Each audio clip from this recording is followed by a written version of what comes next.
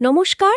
আজ আমরা Apollo hospitals enterprise limited মানে AHL নিয়ে একটু বিস্তারিত আলোচনা করব। এটা তো এশিয়ার অন্যতম বড় ইন্টিগ্রেটেড স্বাস্থ্যসেবা সংস্থা। হ্যাঁ, ঠিকই। এদের কাজের পরিধিও কিন্তু বিশাল। শুধু হাসপাতাল নয়। একদম। আমাদের হাতে একটা কেস স্টাডি রিপোর্ট আছে, তো সেটার ভিত্তিতেই আমরা ওদের ব্যবসা, আর্থিক অবস্থা, ভবিষ্যতের পরিকল্পনা এসব দিকগুলো একটু খুঁটিয়ে দেখব। মানে শুধু হাসপাতাল নয়, ফার্মেসি, ক্লিনিক, ডিজিটাল হেলথ সবই তো আছে এদের। হ্যাঁ, এই ইন্টিগ্রেটেড মডেলটাই এদের একটা বড় শক্তি। আমরা রিপোর্টের তথ্য দিয়ে বোঝার চেষ্টা করব এদের বিভিন্ন সার্ভিস কেমন চলছে, আর্থিক বৃদ্ধি কতটা হচ্ছে, লাভ কেমন, আর এক্সপ্যানশন প্ল্যানগুলোই বাকি। ভারতের বাজারে এদের অবস্থানটাও দেখব। আচ্ছা, তাহলে শুরুতেই এদের ব্যবসার পরিধিটা একটু বুঝে নেওয়া যাক। রিপোর্ট বলছে ডিসেম্বর ২০২৪ অনুযায়ী প্রায় ১০,১৮৯টা বেড আর ৭৩টা হাসপাতাল আছে। এটা তো গেল হাসপাতালের কথা। এর সাথে সাথে ৬,৬৩০টারও বেশি অ্যাপোলো ফার্মেসি আউটলেট। ভাবা যায়? হ্যাঁ, সংখ্যাটা বিরাট। আর শুধু তাই নয়, Apollo clinic, diagnostics, telemedicine unit এইসব মিলিয়ে একটা বিশাল নেটওয়ার্ক। আয়ের ভাগটা কেমন এদের? মানে কোথা থেকে বেশি আয় আসছে?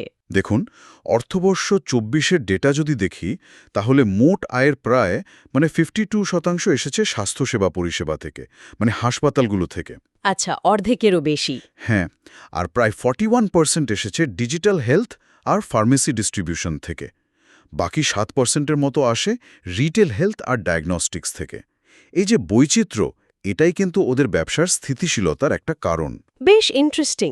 এবার একটু আর্থিক বৃদ্ধির দিকে তাকাই। অর্থবর্ষ ২৪-এ রেভিনিউ গ্রোথ কেমন ছিল? বেশ ভালো ছিল।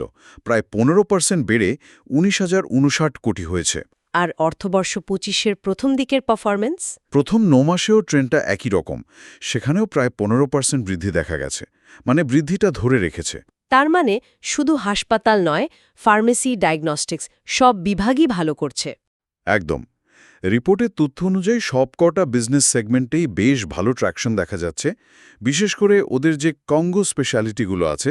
কঙ্গো মানে কার্ডিয়াক অনকোলজি? হ্যাঁ, কার্ডিয়াক, অনকোলজি, নিউরোসায়েন্স, গ্যাস্ট্রোএন্ট্রোলজি আর অর্থোপেডিক্স। এই হাই এন্ড স্পেশালিটিগুলো থেকে ওদের মোট রেভিনিউর প্রায় ৬১% আসছে। এগুলোর মার্জিনও সাধারণত বেশি থাকে। আর ডিজিটাল দিকটা? অ্যাপোলো 247 প্ল্যাটফর্মের কথা বলছিলেন? হ্যাঁ, অ্যাপোলো 247 ওদের জিএমভি মানে গ্রস মার্চেন্ডাইজ ভ্যালু অর্থবর্ষ ২৫-এর প্রথম ৯ মাসে ছিল প্রায় ২,২১২ কোটি টাকা। এটা কিন্তু ডিজিটাল হেলথ স্পেসে ওদের শক্তিশালী উপস্থিতির একটা বড় প্রমাণ। আচ্ছা, এবার লাভের কথায় আসি। ইবিটটা কেমন পারফর্ম করেছে? ইবিডা গ্রোথও বেশ ভালো। অর্থবর্ষ ২৪-এ প্রায় ১৭% বেড়ে ২,৩৯১ কোটি হয়েছে। আর যদি মার্জিনের কথা বলি, অর্থবর্ষ ২৫-এর প্রথম ৯ মাসে ইবিডা মার্জিন আগের বছরের একই সময়ের তুলনায় প্রায় ১৫০ বেসিস পয়েন্ট বেড়েছে। ১৫০ বেসিস পয়েন্ট মানে 1.5%। হ্যাঁ, 1.5%, বেড়ে ১৩.৯% হয়েছে। এটা বেশ ভালো উন্নতি। এগুলো ভালো হয়েছে। আবার ডিজিটাল হেলথ আর ফার্মেসি ডিভিশনটা ব্রেক ইভেনে পৌঁছেছে। এটাও একটা বড় ফ্যাক্টর। তার মানে ওই বিভাগগুলো আর লস করছে না। ঠিক, লাভ লোকসানের জায়গায় চলে এসেছে। এর সাথে খরচ নিয়ন্ত্রণ আর রোগীর সংখ্যা বৃদ্ধি এগুলোও সাহায্য করেছে। আরেকটা গুরুত্বপূর্ণ জিনিস হলো ROCE মানে রিটার্ন অন ক্যাপিটাল এমপ্লয়েড। সেটা কেমন? অর্থবর্ষ ২৫-এর প্রথম ৯ মাসে প্রায় ২৯% ছিল। মেট্রো শহরগুলোতে প্রায় ৩১% আর নন মেট্রোতে প্রায় ২৮%। দুটোই বেশ শক্তিশালী বলা যায়। ওয়ার্কিং ক্যাপিটাল সাইকেলও ইমপ্রুভ করেছে। বোঝা গেল। এবার ভবিষ্যতের দিকে তাকানো যাক। এক্সপ্যানশনের বড় প্ল্যান আছে শুনছি। হ্যাঁ, বেশ বড় প্ল্যান। আগামী ২-৩ বছরে প্রায় ২,৮৬০টা নতুন বেড যোগ করার পরিকল্পনা আছে। এর জন্য প্রায় ৩,৪৩৫ কোটি টাকা বিনিয়োগ করা হবে। বিরাট অঙ্কের বিনিয়োগ শুধু হাসপাতালেই? না, শুধু হাসপাতাল নয়, ডায়াগনস্টিক্স ব্যবসাতেও জোর দিচ্ছে। আগামী ৫-৬ কোয়ার্টারের মধ্যে ৬০টার বেশি নতুন ল্যাব আর ১০০টার বেশি কালেকশন সেন্টার খোলার প্ল্যান আছে। নতুন হাসপাতাল কোথায় কোথায় আসছে? হায়দ্রাবাদ, গুরগাঁও, চেন্নাই এইসব জায়গায় নতুন হাসপাতাল তৈরির কাজ চলছে বা পরিকল্পনা আছে। কোম্পানি কিন্তু ওই হাই এন্ড স্পেশালিটিগুলোর উপর ফোকাস আরও বাড়াচ্ছে। কার্ডিওসায়েন্স, অনকোলজি, নিউরোসায়েন্স। আচ্ছা, আর ফার্মেসি ব্যবসার কি খবর?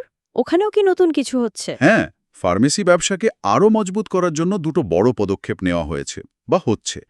এক হলো অ্যাপোলো হেলথকো লিমিটেডে অ্যাডভেন্ট ইন্টারন্যাশনাল প্রায় ২,৪৭৫ কোটি বিনিয়োগ করেছে।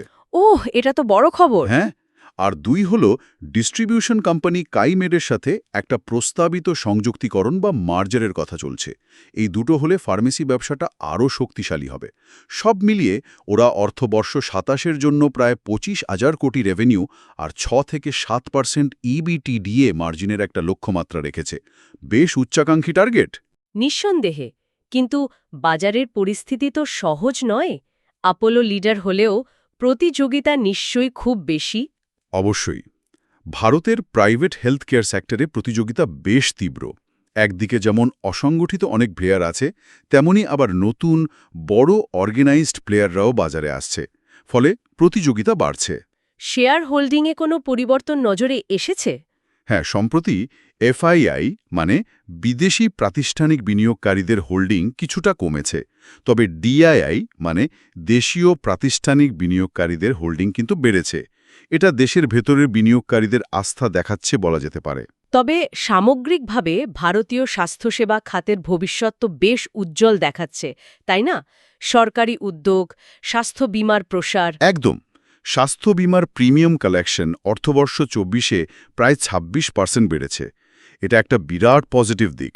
তাছাড়া মেডিকেল ভ্যালু ট্রাভেল মানে বিদেশ থেকে চিকিৎসার জন্য ভারতে আসা রোগীর সংখ্যাও বাড়ছে। এগুলো সবই গ্রোথের সুযোগ তৈরি করছে।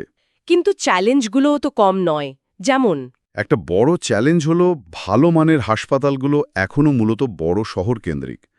সরকারি আর বেসরকারি হাসপাতালের চিকিৎসার খরচের মধ্যে ফারাকটাও এনম, গড়ে প্রায় ৪,৫০০ টাকার মোকাবেলায় প্রায় ৩২,০০০ টাকা।